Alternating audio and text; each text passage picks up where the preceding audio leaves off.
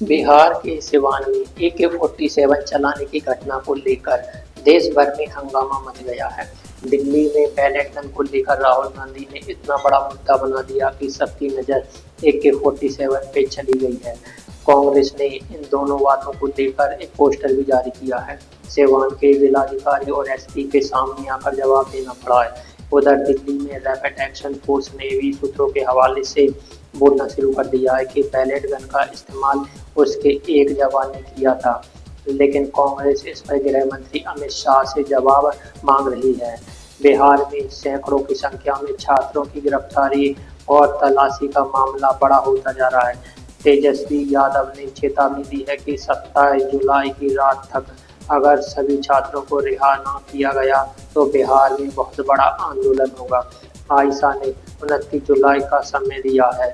29 जुलाई तक अगर रिहाई नहीं हुई तो बिहार में बड़े प्रदर्शन की शुरुआत की जाएगी। एक वीडियो वायरल है जिसमें एक सिपाही छात्रों पर AK-47 चला रहा है। इस सिपाही की पहचान अभिषेक पटेल के रूप में की गई है और निलंबित कर दिया गया है। इसने 4 राउंड गोलियां चलाई। सिवान में 3 लोग घायल हुए। मोहम्मद आरिफ, आकाश कुमार और बुलेट कुमार गौर को गोली लगी है, जिनका इलाज पटना के एक अस्पताल में चल रहा है। प्रशासन ने कहा है कि तीनों खतरे से बाहर है। सिवान के जिलाधिकारी ने कहा कि गोली चलाने के आदेश सिपाही को नहीं दिए गए थे। AK-47 क्या वो पुलिसकर्मी अभिषेक पटेल अपनी मर्जी से चलाने लगा? 26 जुलाई की प्रभात खबर में सिवान के SP पूरन कुमार झा का बयान छपा है कि भीड़ की तरफ से फायरिंग के कारण पुलिस को भी आत्मरक्षा में जवाबी फायरिंग करनी पड़ी। लेकिन अब DM कह रहे हैं कि AK-47 सिपाही को गोली चलाने का आदेश नहीं था, उसे AK-47 लेकर पब्लिक में नहीं आना चाहिए था, कहीं और जा रहा था। मगर यहाँ फंस गया। ये कैसे संभव है कि सिपाही फंस गया और AK-47 चलाने लगा? क्या ये लीपापोती हो रही है? पुलिस ने माना है कि 3 छात्रों को गोली लगी है, लेकिन AK-47 से लगी है या नहीं ये साफ नहीं है। AK-47 का मामला बड़ा होता जा रहा है। छात्रों पर पुलिस हिंसा का ये नया चेहरा बन गया है। संसद परिसर के मकर द्वार पर राहुल गांधी, प्रियंका गांधी, अखिलेश यादव, महुआ मोहित्रा ने वोट चोरी, पोकर चोरी, चंदा चोरी के पोस्टर लेकर आज प्रदर्शन किया। इंडिया गठबंधन पे मांग कर रहा है कि पटना यूनिवर्सिटी के अध्यक्ष शांतनु और पटना बिहार के सभी 700 छात्र छात्राओं को जेल से बिना शर्त रिहा किया जाए और माननीय जनप्रतिनिधि एवं पूर्व मंत्री को भी रिहा किया जाए। उधर लोकसभा में भी विपक्ष जवाब मांगने लगा कि बिहार में छात्रों पर AK-47 से गोली चलाने के आदेश किसने दिए। इसी हंगामे के बीच केंद्र सरकार ने लोक परीक्षा अमित साधन निवारण संशोधन बिल पेश कर दिया। राज्यसभा में कांग्रेस अध्यक्ष मल्लिकार्जुन खड़गे ने दिल्ली में 20 जुलाई की हिंसा और बिहार में AK-47 चलाए जाने की घटना का मुद्दा उठाया और अमित शाह से जवाबदेही की मांग की। कांग्रेस सांसद KC वेणुगोपाल ने कहा है कि गृह मंत्री को लोकसभा में आकर जवाब देना होगा कि बिहार में AK-47 और दिल्ली में बैलेट गन के इस्तेमाल का ऑर्डर किसने दिया। आज भी संसद के दोनों सदन नहीं चल सके। घायल छात्रों से मुलाकात के बाद तेजस्वी यादव ने कहा कि 27 जुलाई की रात तक अगर छात्रों को रिहा नहीं किया गया, मुकदमे वापस नहीं लिए गए तो बिहार में बड़ा आंदोलन होगा। उन्होंने ये भी कहा कि संपूर्ण देश में किसी भी छात्र प्रदर्शन में पुलिस मैनुअल का उल्लंघन, AK-47 से गोली चलाने का यह मामला पहला है। कई सैकड़ों हजारों छात्राओं को अभी भी हर जिलों में हिरासत में लेने का काम किया है, गलत धाराएं लगा करके मुकदमा किया है और कल जब तय हो चुका है कि आंदोलन खत्म हो रहा है तो जितने आंदोलनकारी हैं उन पर से जो है मुकदमा जो है वापस लिया जाएगा। लेकिन बिहार में जबरन जो है केस करके लोगों को डाला जा रहा है जेलों में। दुर्भाग्य है जब बिहार का मुख्यमंत्री ना उसके चेहरे पर वोट मिला, ना उसके काम पर वोट मिला, जो सड़क छाप गुंडा है, जिसपे खुद 7 हत्या के मुकदमे हैं। दुर्भाग्य है कि पुलिस को भी गुंडा बनाने का काम किया गया। कल AK-47 जो है छात्रों पर जो है चलाई गई। 3 जो सीमांत के जो छात्र हैं वो घायल हैं और हर जगह से ये खबरें आ रही हैं कि बिहार में अलग अलग जिलों में जो है पुलिस ने गलत तरीके से जो है कार्रवाई की है, लोगों पर लाठियां बरसाई हैं, लोगों पर फर्जी मुकदमा किया। सिवान में 300 अधिक पुलिसकर्मी के घायल होने की खबर है। 102 लोगों को गिरफ्तार किया गया है। 3000 अज्ञात लोगों के खिलाफ FIR है। गोपालगंज में 324 छात्र फरार बताए जा रहे हैं। इन आरोपियों पर 5-5 हजार का इनाम घोषित किया गया है। बिहार में कितनी गिरफ्तारी हुई है, कितने घायल हुए हैं, पुलिस के कितने ही घायल हुए, इसे लेकर पुलिस ने अभी तक हमारे वीडियो रिकॉर्ड के जाने तक कोई आधिकारिक रिलीज नहीं किया है। मुख्यमंत्री सम्राट चौधरी का भी कोई बयान नहीं आया है। उनके ट्विटर हैंडल पर इन गिरफ्तारियों और पुलिस के साथ हिंसा पर कुछ भी नहीं है। तो क्या बिहार में छात्रों को जेल भेजकर उनके पीछे पुलिस को लगाकर जैन जी को भयभीत किया जा रहा है? जो काम दिल्ली में नहीं हो सका वैसे बिहार में किया जा रहा है ताकि जैन जी डर जाए, फिर आगे कोई आंदोलन ना हो। पटना प्रशासन ने प्रभात खबर में 150 से अधिक छात्रों के तस्वीरें छापी है। इन्हें असामाजिक तत्व के रूप में बताया गया है। इनकी पहचान जिला प्रशासन की मदद की मांग की गई। माता पिता से भी अनुरोध किया गया है कि बच्चों का मार्गदर्शन करिए, अवैध या हिंसक गतिविधियों से शामिल होने से रोकिए। इस तरह का काम दिल्ली पुलिस भी नहीं कर सकी। ये छात्रों की तस्वीर अपराधियों की तरह जारी कर दी गई है। सीतामढ़ी पुलिस ने भी बड़ी संख्या में छात्रों की तस्वीरें जारी की है और इन्हें उपराष्ट्रीय लिखा है। 180 छात्रों की तस्वीरें जारी की गई है। इन तस्वीरों के बिहार पुलिस के मुख्य हैंडल ने भी रीट्वीट किया है। जब केंद्र सरकार ने वादा दिया था कि छात्रों के खिलाफ दर्ज मामले वापस लिए जाएंगे और नए दर्ज नहीं होंगे, तो फिर पटना में छात्रों की तस्वीर क्यों जारी की जा रही है और अभी से इन्हें असामाजिक तत्व क्यों कहा जा रहा है? क्या छात्रों के पास कोई जरिया है कि लाठी चलाने वाले, AK-47 चलाने वाले, बैलेट गन चलाने वाले अफसर और जवानों की तस्वीरों का विज्ञापन अखबारों में दे सके? अगर इनमें से कुछ छात्र बेकसूर निकलते हैं तो इस तरह के पोस्टर से जो नुकसान होगा उसकी भरपाई कौन करेगा? क्या बिहार सरकार को इसकी चिंता नहीं करनी चाहिए? छात्र आंदोलन और छात्र राजनीति के नाम पर बिहार में कितने ही नेता दुकान चलाते चलाते मंत्री बन गए, मुख्यमंत्री बन गए और फिर छात्रों के साथ आपराधिक जैसा व्यवहार किया जा रहा है। जनशक्ति के दल चीफ तेज प्रताप यादव को हत्या की कोशिश के आरोप में गिरफ्तार कर लिया गया। प्रशांत किशोर ने तेज प्रताप यादव की गिरफ्तारी की निंदा की है। कहा है कि तेज प्रताप ने उन्हें सपोर्ट किया इसलिए गिरफ्तार किया गया। तेज प्रताप के वकील का कहना है कि FIR दर्ज होने से एक साल पहले तेज प्रताप को गिरफ्तार कर लिया गया और जेल भेज दिया गया। इस समय तेज प्रताप को 14 दिनों की न्याय हिरासत में रखा गया है। 8 अगस्त तक तेज प्रताप बेऊर जेल में रहेंगे। बात 6 दिन का नहीं है। सवाल इतना बड़ा है कि नीट में बच्चों की जान चली गई। आपने आश्वासन दिया बच्चों को केस मुकदमे नहीं लगेंगे, पर मुकदमे लग रहे हैं। अगर सोशल मीडिया पे लिख रहे हैं तो पुलिस जा रही है उनके घर पे। तो क्या आश्वासन? लेकिन बात तो बातचीत से ही हल होगा ना, सब सारी चीजें बातचीत से हल होगा कि आपके फैसले का अमल जमीन पर होगा। जिन परिवारों के बच्चों की जान की क्या मदद की सरकार ने अभी तक? क्या कोई स्टेटमेंट आया कि आपके चैनल पे चला क्या ये बात कि उनके परिवारों को ये मदद करने जा रही है सरकार? और ये कहा कि मुकदमे नहीं लिखे जाएंगे, मुकदमे तो लिखे जा रहे हैं। बिहार में देखिए कितने बच्चों को जेल भेज दिया।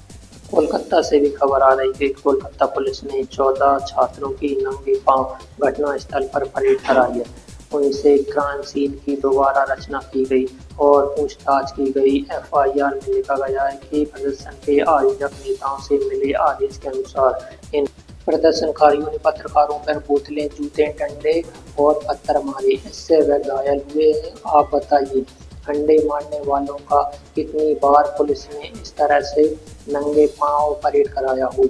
पुलिस का कहना है कि ये छात्र नहीं है और पुलिस साजिश की तमाम पहलुओं की जांच कर रही है। पश्चिम बंगाल सरकार ने नए गुंडा कानून के तहत इनकी गिरफ्तारी की है।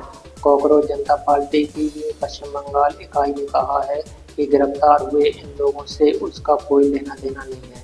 इन खबरों का एक पैटर्न ये भी बता रहा है कि दिल्ली की जनता ने 20 जुलाई की हिंसा के खिलाफ जो दबाव बनाया उससे पुलिस तो पीछे हट गई, मगर दूसरे राज्यों में पुलिस छात्रों पर कहर बन के टूटी है। क्या कॉकरोच जनता पार्टी वाकई बिहार और बंगाल के छात्रों के हितों की लड़ाई लड़ेगी?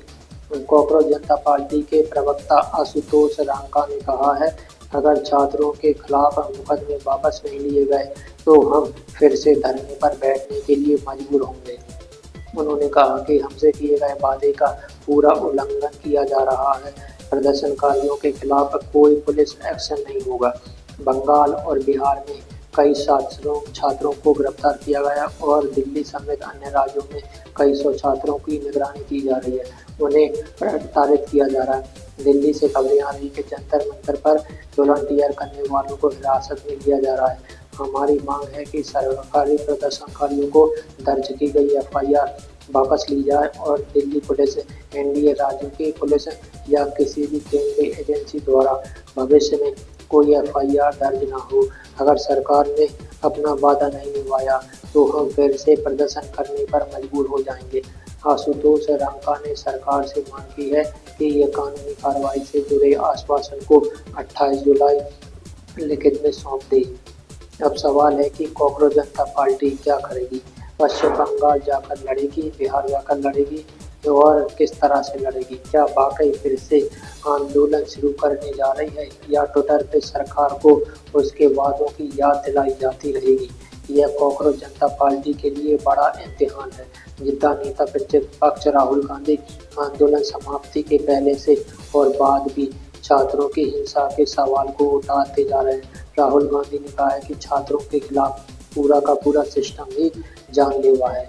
उन्होंने अपनी ट्वीट में लिखा है कि खबर आ रही है कि बिहार में प्रदर्शनकारी छात्रों पर AK-47 से गोलियां चलाई गई और सैकड़ों छात्रों को गिरफ्तार करके उन पे एफआईआर की जा रही है। मोदी जी, कहाँ गया आपका वादा कि छात्रों पर कोई एफआईआर नहीं की जाएगी, उन्हें रिहा कर दिया जाएगा? दिल्ली में छात्रों पर बैलेट गन चली, बिहार में AK-47, उत्तर प्रदेश, पश्चिम बंगाल, बिहार या दिल्ली, हर जगह पैटर्न एक ही है। पहले भी कहा है कि ये सरकार झूठी है, सुधार इनके बस का नहीं है, अपनी बातों से मुकर जाएगी और हर तरकीब से छात्रों की आवाज़ दबाएगी।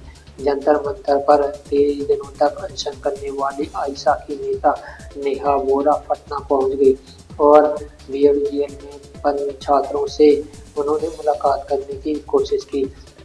क्या कॉकरोच जनता पार्टी के प्रवक्ता सौरभ दास, आशुतोष रांका और नेता अभिजीत के भी पटना का दौरा करेंगे?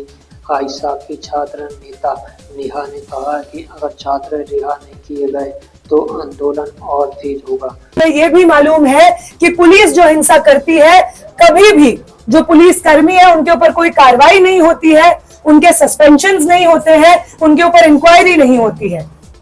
इसलिए यहाँ पे इस प्रेस कॉन्फ्रेंस में बैठ करके सत्ता की तरफ से जो पुलिसकर्मी है, सिक्योरिटी फोर्सेस है, उनका जो एक सिस्टमिक हमला है प्रोटेस्टर्स के ऊपर, उसको कंडेम डिस्प्रपोर्शनेटली किया जाएगा, एक तरफा रूप से किया जाएगा और बार बार किया जाएगा, क्योंकि दोनों में बहुत फर्क है।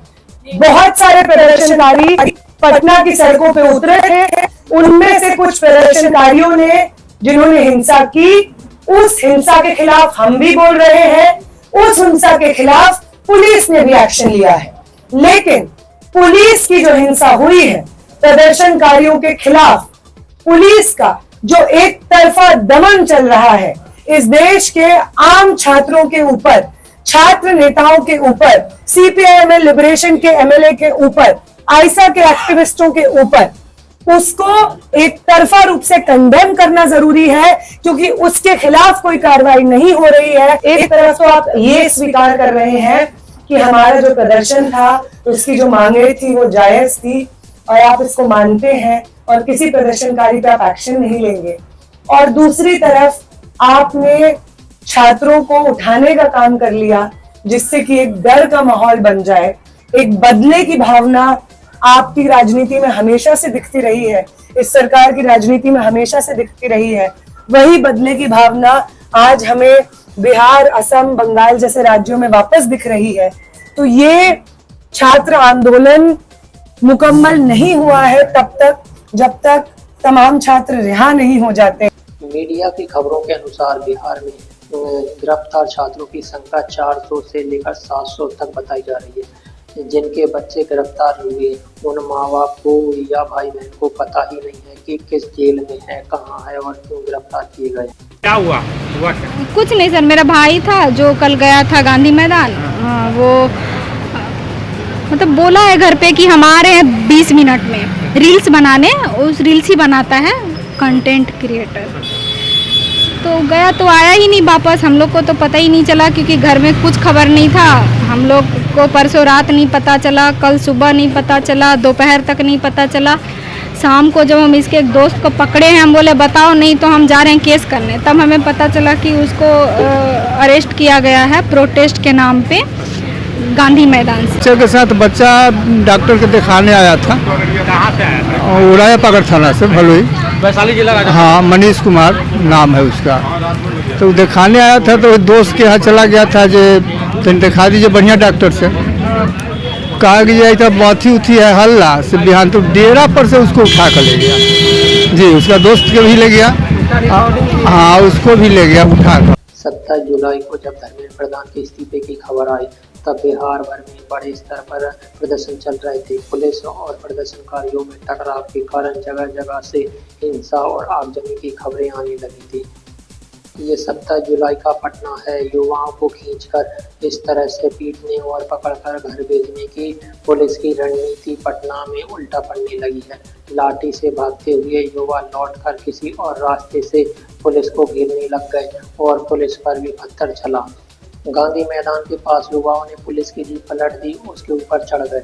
जब पता है कि ये नौजवान डर से आज़ाद हो गए तो फिर इनसे निपटने का बेहतर तरीका अपनाना चाहिए था।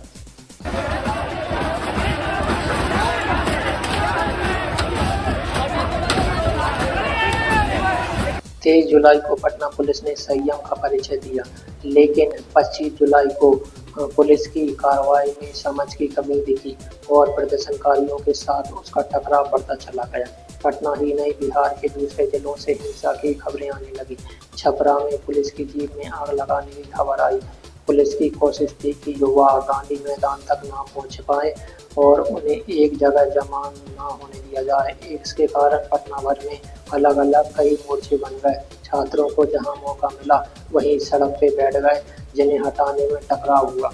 23 जुलाई को भी पटना में बड़ी संख्या में छात्र आए, लेकिन पुलिस ने बल प्रयोग नहीं किया, ना ऐसा कुछ किया जिसके कारण युवाओं में गुस्सा भड़कता। इस कारण पुलिस का मजाक भी उड़ा। इंस्टाग्राम पे पुलिस बैरिकेड और आंसू गैस को लेकर इतने लतीफे और रील बन गए कि हंसी रोकी नहीं जाती। लेकिन 25 जुलाई को बिहार बंद के दौरान बिहार भर में हिंसक झड़पें हो गई है। सैकड़ों छात्र की गिरफ्तारी कर ले जाने की खबरें आ रही है। छात्रों की तस्वीरें जारी की जा रही है। अब लगता है कि पुलिस छात्रों के पीछे पड़ गई है। राज्य सांसद मनोज झा ने सुप्रीम कोर्ट में पुलिस की हिंसा को लेकर याचिका दायर की है। 20 जुलाई को दिल्ली में जो हिंसा हुई और बिहार में सिवान में जो हिंसा हुई, उसका आरोपी पुलिस वालों के खिलाफ FIR दर्ज करने की मांग की गई। इस मांग के चीफ जस्टिस सूर्यकांत, जस्टिस जयमाला बागची और जस्टिस री मोना की बेंच के सामने मेंशन किया गया। 28 जुलाई को इसकी सुनवाई होगी। कोर्ट ने कहा है कि कानून के तहत शांतिपूर्ण प्रदर्शन का आदेश दिया गया था। ऐसे प्रदर्शनों पर पुलिस की जाति को सही नहीं ठहराया जा सकता। सिर्फ प्रदर्शन हो रहा है इसलिए पुलिस जाति नहीं कर सकती। पुलिस की सुरक्षा भी जरूरी है, लेकिन एक लोकतांत्रिक प्रक्रिया के लिए आत्मसंयम की प्रक्रिया के विकसित करने की जरूरत है। सुप्रीम कोर्ट ने इस तरह की मांगों वाली कई याचिका दायर की है। इनमें से एक याचिका में ये भी मांग है कि देश भर में शांति से प्रदर्शन हो और इसके लिए गाइडलाइंस बनी जाए। चीफ जस्टिस सूर्यकांत ने कहा कि एक प्रोटोकॉल की बहुत ज़रूरत है। अब आप सोचिए, भारत एक लोकतांत्रिक देश है, यहाँ आए दिन प्रदर्शन होते रहते हैं, लेकिन अभी तक यहाँ प्रोटोकॉल और स्पेस तक की स्पष्ट परिभाषा नहीं है। जिस प्रकार की बर्बर छवियां, खास तौर पर सिवान को अगर मैं देखूं, AK-47 किस पे चला रहे थे भाई? ये आपके बच्चे छात्र युवा नहीं थे, ये आतंकी थे। हमने ऐसे विजुअल्स कभी नहीं देखे। दिल्ली की बर्बरता वहां जाके छोटी लगने लगी मुझे जब मैंने वहां की छवियां देखी। और मैं समझ रहा हूं कि इसी संदर्भ में कल नेता प्रतिपक्ष तेजस्वी जी ने भी अपनी बात रखी और सरकार से कहा कि ये कौन है, ये अपने हक के लिए लड़ रहे हैं। आपने कहां पहुंचा दिया भारत के लोकतंत्र को कि लोग सड़कों पर आकर के अपनी मांग, इसमें स्वतः स्फूर्त कोई संगठन नहीं था रवीश जी, सबकी अपनी परेशानी थी। किसी को रोजगार नहीं मिला, किसी को नौकरी नहीं मिल रही है, किसी की परीक्षा के प्रश्न पत्र लीक हो रहे हैं और उन पर आप गोली चला रहे हो।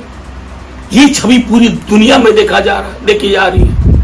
उसी संदर्भ में सर्वोच्च न्यायालय में मैंने एक रिट दाखिल की है, एडजुडिकेटेड के रूप में, एक प्रोफेसर के रूप में भी, जो कल्पना से सिहर उठता है कि उसके स्टूडेंट्स पे इस प्रकार की बर्बर कार्रवाई हो और हम कहें कि मदर ऑफ डेमोक्रेसी। शर्म है, लानत है हम सब पर। खबर आ रही है कि सरकार ने पुलिस को ऐसे कोई आदेश नहीं दिए हैं कि नई FIR दर्ज नहीं होगी और जो हो चुकी है वापस नहीं जाए। दिल्ली पुलिस ने 15 FIR दर्ज की है। कांग्रेस ने दीपेन हुड्डा ने ट्विटर पे कहा है कि जिसे भी कानूनी सहायता चाहिए वो एंटी टीम डिफेंस को टैग कर संपर्क करें। उधर सुप्रीम कोर्ट के वरिष्ठ अधिकारी कपिल सिब्बल ने कॉकरोच जनता पार्टी के सौरभ दास, आशुतोष रांका, रघुनाथ सिंह के साथ प्रेस कॉन्फ्रेंस की। सिब्बल ने कहा कि जेएनजी की कानूनी लड़ाई में हर संभव मदद करेगी। अलग अलग जगहों पर वकीलों की जरूरत होगी। अगर कोई वकील बिना पैसे के मुकदमा लड़े तो स्वागत है, अगर फीस लेकर तो उन्हें सभी के लिए। कपिल सिब्बल ने अपनी तरफ से 1 करोड़ की राशि डोनेट करने का ऐलान कर दिया है। सिब्बल ने कहा है कि राजनीतिक रूप से इस आंदोलन से अलग है मगर कानूनी मामलों में जेएनजी के साथ पूरी तरह से खड़े रहेंगे। कॉकरोच जनता पार्टी के बयान जारी किया है कि हमारे वकील अलग अलग राज्यों में रिहाई और कानूनी सहायता के लिए मौजूद रहेंगे। कॉकरोच जनता पार्टी ने एक ऐसी वेबसाइट बनाने की घोषणा की है जहां पुलिस हिंसा की तस्वीरें और वीडियो अपलोड किए जाएंगे और इन सभी के खिलाफ FIR कराने की कोशिश होगी। इधर दिल्ली में बैलेट गन चलाने वाले गंभीर होता जा रहा है। इंटरनेट एक्सप्रेस में सूत्रों के हवालों से खबर छपी है कि रैपिड एक्शन फोर्स ने आंतरिक जांच में पाया है कि RF के एक जवान ने बैलेट गन से 7 बार फायरिंग की जिसमें 500 प्रदर्शनकारियों को लगे। राहुल गांधी इस मामले को लेकर अमित शाह से लगातार जवाब मांग रहे हैं।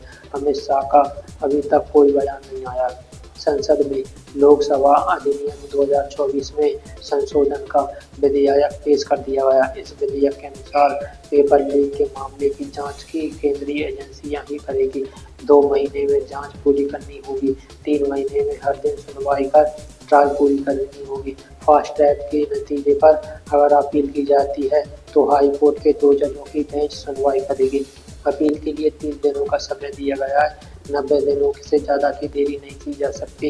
ये सब ठीक है लेकिन 7 दिनों में जांच और 90 दिनों में ट्रायल पूरी हो सकती है क्या? यह संभव है? 6 साल हो गए उमर खालिद के मामले में, अभी तक ट्रायल भी शुरू नहीं हुआ। इसी साल 3 मई को नीट की परीक्षा लीक हुई, 12 मई को परीक्षा रद्द हो गई और उसी दिन ये केस CBI को सौंप दिया गया। 60 दिन से बहुत अधिक हो गए।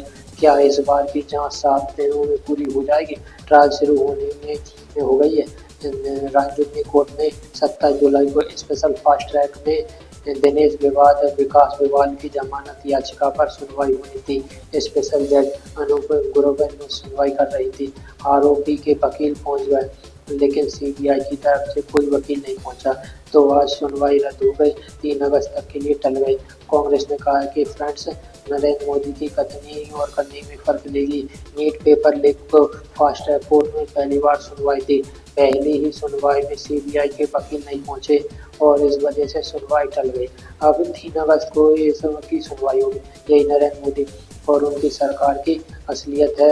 यहाँ डीलबाजी और खूब हो रही है लेकिन छात्रों को न्याय देने में ये रत्ती भर भी गंभीर नहीं है। कमाल की बात है कि जिस दिन प्रधानमंत्री मोदी फास्ट ट्रैक कोर्ट की बात कर रहे थे 2024 की नीट परीक्षा में की बात होने लग गई। इस मामले में CBI मुख्य आरोपी संजीव मुखिया के खिलाफ 90 दिनों में जांच शीट जारी नहीं कर पाई थी, उसे लेकर चर्चा उठ गई। बाद में CBI ने सफाई दी कि हमने काफी गहन छानबीन की। संजीव मुखिया के खिलाफ कोई भूमिका सामने नहीं आई। सीबीआई ने कहा कि इस मामले में 45 लोगों के खिलाफ चार्जशीट दर्ज की गई थी, जिसमें चोरी शामिल था। जिसकी उम्मीदवार को चोरी से फायदा मिला, उन सब की पहचान कर ली गई है।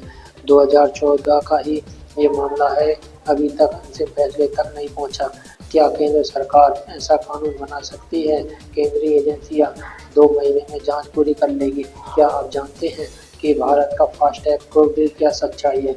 कुछ सरकार ने लोकसभा में बताया कि 31 दिसंबर 2025 तक भारत के 775 फास्टैग कोर्स में 2,45,000 से अधिक निलंबित है और निलंबित मामलों की संख्या बढ़ती जा रही है। इस समय लगता है कि सरकार जनता के दबाव में कुछ करते हुए देखना चाहती है।